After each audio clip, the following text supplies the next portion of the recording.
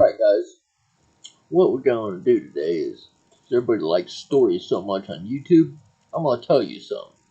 Now, I've got a lot, especially from working overseas as a contractor. I worked from 2006 into 2007 out in Afghanistan, stationed at Bagram Air Force Base. But since I was part of the flight crew, we traveled, and we traveled a lot. But I should say, not all of us traveled. I say this because a lot of the mechanics would stay on base and were happy just maintaining the aircraft and loading and unloading during the day and not flying at all. I understood why, because there was the inherent risk involved going to these different airfields and forward operating bases. But that was not me. I was not, as you could say, a fobbit.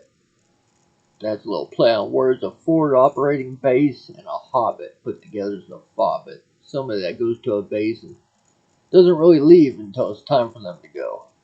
That wasn't me. See, a lot of soldiers, airmen, and the like only knew Bagram Air Base, and that was it. I wasn't built like that. And everywhere we went, we were met with people happy to see us, as well as the ones that were catching rides with us. We were tasked with several different missions that our aircraft were specifically picked for because they fell into the category of STOL. S-T-O-L. That's the acronym standing for Short Takeoff and Landing, which made the aircraft extremely useful out in Afghanistan. Because of the various landing strips out there, it was limited to these types of aircraft.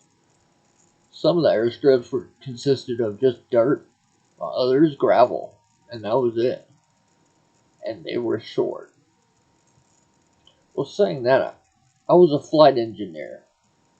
And the difference between an aircraft mechanic and a flight engineer, well, a flight engineer not only is qualified to fix the aircraft, but also knows how to crew one with the pilots.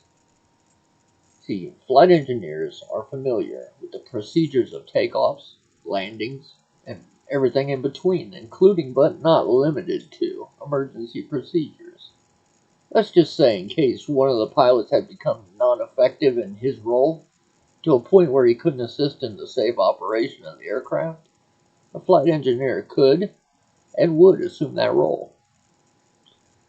Well, we got a tasking order that came down to start doing airdrops for troops that were in need of resupply. Up until this point, we were doing mostly, it was called Dash. I don't know why they called it Dash, but that's what they called mail over there. And that's what we were hauling. Now, some people might think that's not important, but I'll tell you what. Ask anybody that was over there how important getting mail was. It was very important, and the little care packages in between, too. It was greatly needed. People loved it. But we did get that new tasking order for airdrops. Now, see, normally, the C-130s, C-17s, and the like were doing this mission, but they were having problems with their J-pads.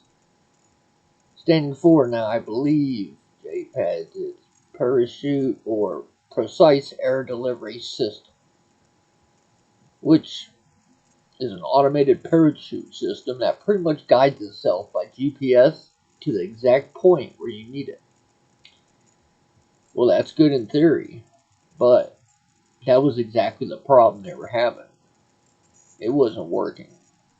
They were having missed drops all over the place, and they were very problematic. See, by the time the soldiers went out to get the resupply, they were being engaged by the enemy, or the enemy had already taken the resupply, and that was causing a problem. Long story short of it was that, well, that's where we came in.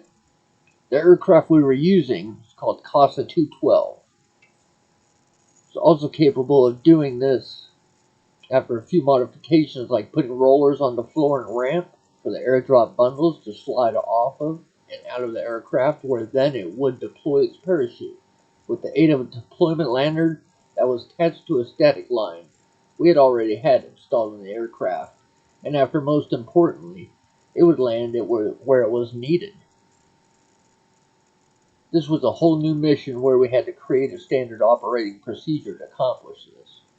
The pilots were doing their thing, while my job turned into the installation of the rollers and the aircraft for the pallets we were dropping to slide out on, and to be the safety in charge of giving commands to the loadmasters on the back of the plane, who are dealing with the actual deployment of the pallets and being the liaison between the pilots and the loadmasters, giving them commands for the drops. That started with 5 minutes, where they would unsecure the ratchet straps that were holding the pallets, pretty much securing them down in place while we were flying. The next command would be the 1 minute, followed by the 30 seconds, and then a bell with my oral command of go, go, go. And a lot of times they had a bell in the back of the plane that would ring at the same time. Well, the safety is also in charge of, hence the name, the safety of everyone on the back of that aircraft. For instance, their harnesses and lanyards. They had to be hooked in, and I made this part of the SOP with a double point system for safety redundancy, making sure no one would have the unfortunate opportunity of being snagged on one of the pallets and all of its webbing, tie downs, ratchet straps, where possibly you could get towed right out of the aircraft. Now, we did have a manual retrieval system, just in case something like that would happen, but it's not pretty, because once you're out that door, you're being spun around, possibly being thrown up against the side of the fuselage because you're in the slipstream of that aircraft. For the most part, the person would be unconscious once he'd been secured and back on the aircraft. But hey, that's better than being dead, right? So it was a lot, and it was all new, but we were up to the job, and that's why they hired us. We were professionals that made it happen with a whatever it takes attitude. There were practice runs done that were very successful, but everyone knows practice and the real thing are two different things. And the learning curve was in place the whole time we did it. We learned something new every mission. So did the enemy. We used 1 to 2 aircraft, and everything was staged in Jalalabad or Salerno, where we would load up what was going to be dropped, and the loadmasters, which were 4 in number, and from the 82nd Airborne Division, I might mention, because it was the same unit I was back in 1996 to 99. And now I was back here in Afghanistan with my old unit. It brought a big feeling of pride, of course, a duty to do this for my brothers and for the men that were in need of these airdrops. So I was proud to do it. By the way, what I do have in the background here is I'm going to show you a video of the aircraft we were using. Once this commercial is done really quick, of the aircraft we were using, and it was actually showing.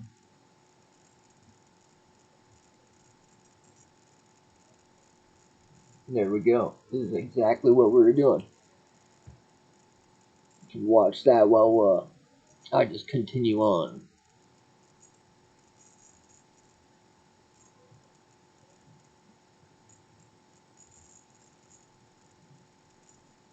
Where was I? Okay. Yeah, I was with my old unit there, 82nd. And the pilots would give their briefing as well as the loadmasters.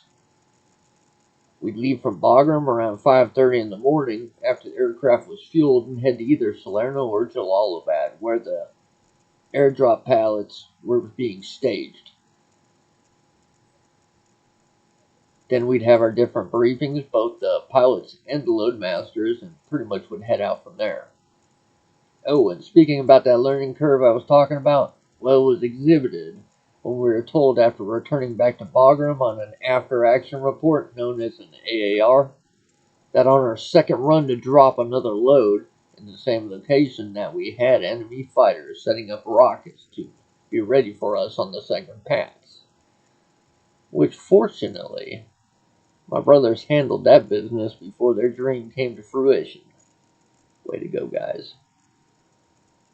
So we adjusted our SOP from doing second runs on the same location back down to one. Regardless, if they only received half the supplies, we would have to task it out to another day, obviously for safety reasons. Now we would fly at the map of the Earth, which is pretty much contouring as low as you can toward the ground, which was roughly 50 feet, sometimes lower, I remember. Pilots would have to pull back on the yoke in order to make turns. Dogs cresting the hills trying to bite the tires on the aircraft, we were so low. But it gave us the advantage of the enemy, having very limited time to try to shoot at us. But eventually, they learned how to lead the aircraft and managed to put some holes through the fuselage with small arms fire. This would always happen, but when it did, this wouldn't always happen. But when it did, it would happen after the drop because we would have to pull up to 150 feet before deploying the airdrops in order for their chutes to have enough altitude to open. And then normally, I'd start hearing the ting or ping of things hitting and sometimes going through the fuselage, where I would call for turns to the pilots, giving them locations of where we were receiving fire from, so that they could react accordingly by maneuvering the aircraft and such. Luckily, no one ever got hit until one day. Yeah, one day. Well, the big army, they were using our LCLA, low cost, low altitude missions. That's what they had named it as an incentive for reenlistment. They were saying reenlist and you get to go on Blackwater's LCLA flight. That was the pitch. It was described as being very high speed and an honor to be on, which I could see in hindsight how it could be perceived like that, but to me it was really another day at the office. We had a task in front of us that needed to be done. We're going to do it. Do it well. Well, one day that's exactly what was going to happen. And by adding the people like the reenlistee and the reenlister, which I believe was their commanding officer, we lost 2 loadmasters for weight and space concerns, because they were going to take up the slack of the 2 normal loadmasters up there, being the 2 further back toward the front of the aircraft, which were pretty much a redundancy in case something would ever happen to the 2 in the far rear. So they really weren't doing too much as far as the actual mission was concerned, besides giving the further airdrop pallet a little guiding push to the 2 loadmasters that were in the far rear on the ramp. Well, and just like Murphy's Law, when you start changing things up that are going well, something bad's going to happen. And that's exactly what happened. Well, we had the normal brief with the loadmasters where they had added that on the flight to the drop zone, we were going to actually conduct the reenlistment ceremony, which is very short. Somebody held the flag, another person videotaped it, and then 5 minutes, it was done. And that's where the normal role of loadmasters was taken up by both of them, and we continued on the mission. Like I said, everything was going as normal as it had been, except today, we were actually flying through some valleys with mountains on each side. Then after we had deployed their drop successfully, and the loadmasters retrieving the deployment bags into the aircraft, I started hearing the ping on the side of the aircraft. After looking out the windows on each side, also noticing muzzle flare. The flashes I was seeing. So I immediately looked forward to the cockpit and started relaying to the pilots that we were receiving fire. Gave them the locations the best I could of which, and immediately they started evasive maneuvers. And at that point, I looked to the rear of the aircraft, making sure everybody was secured and down in a position they were going to be safe at. And it just so happened, right at that moment, I looked down to the female soldier, the one that had just re-enlisted, literally 10 minutes ago, down on one knee and throwing up blood violently. My whole mood just changed from a successful drop to now we were on a CASEVAC mission. which is a casualty evacuation mission for short. Right after she had done that, she went down to all fours, expelled more blood, and then her head hangs drooping down. At this point, I had reached at her, grabbed her lanyard that was attached to her harness, and disconnected it so that I could pull her forward of the aircraft, away from being close to the rear ramp, and assess the situation closer. Everything was happening quickly. I had the pilots asking me questions through my headset while the loadmasters were showing concern, which I got one of their attentions and told him to retrieve my bag at the front of the aircraft, which had medical items among other things inside of it. He was doing that, and I had asked her where she was hit. She wasn't responding, other than a faint moan saying sorry. Her face was pale, her eyes were wide. She looked very weak. I was scared. So I proceeded to rip off the top and blousing of her uniform she was wearing, and once that I had that removed from her arms, I lifted up the t-shirt underneath and pulled that above her bra to expose any entry or exit wounds, so that I could apply pressure and hopefully stop the bleeding. And with the aid of my medical supplies, get the situation under enough control to where she would be back stable long enough to make it back to base. I didn't see any entry or exit wounds, and I was sliding my hand up and down her front side and then proceeded to go to her back side and do the same thing before I started to pull her pants down, which, looking back at it, I'm thankful I didn't. And you're going to understand why in a second. Because at that moment I had looked up and seen an almost empty Gatorade bottle that had the reminiscence left of the red flavored drink. A light bulb went off in my head. I was happy, excited, embarrassed all at the same time. Because you gotta understand, I pretty much undressed this lady here amongst a group of men. Because at this point, she was lying down on her side the way I had positioned her. So I set her up, myself kneeling, and pulled her shirt back down over her bra, kind of draped her top blouse of her uniform back over her shoulders, and I kind of gave her a hug and told her I thought she had been shot. And oh yeah, she had said she was sorry from the beginning. I just thought that was her reacting from the wound and her going into shock. And she still, after I'd done everything and set her up, she still said she was sorry. And I just kind of laughed and told her there's nothing to be sorry about. People get sick all the time. I'm just glad that she was okay and that the story had ended that way. After it was all said and done, everybody got a good laugh out of it.